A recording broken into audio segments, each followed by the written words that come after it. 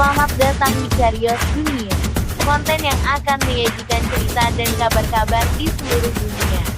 Selamat menyaksikan.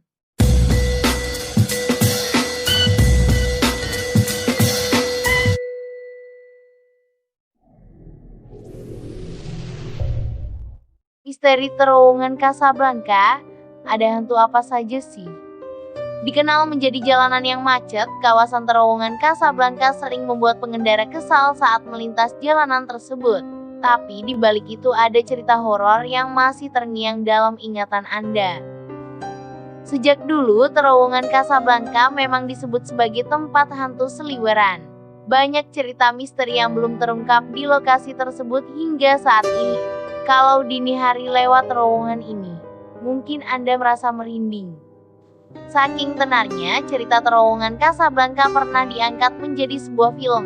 Penonton pun menyerbu bioskop tahun 2007 silam.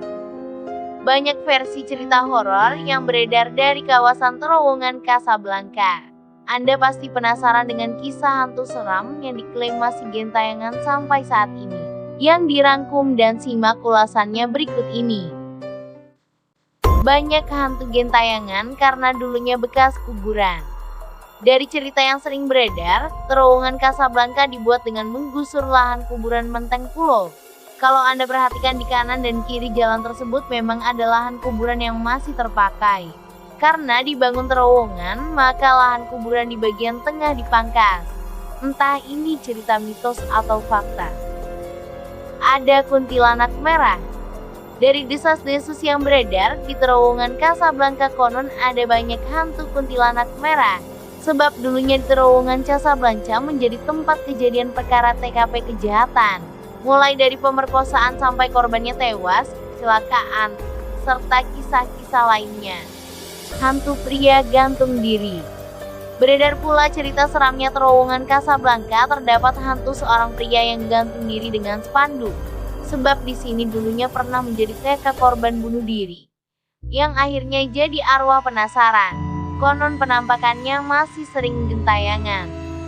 Sering terjadi kecelakaan karena diganggu hantu. Karena banyak hantu gentayangan, di terowongan Casablanca juga sering terjadi kecelakaan. Penyebabnya tidak lain karena diganggu penghuni terowongan tersebut. Dulu masih sering terjadi kecelakaan, tapi sering mulai berkurang.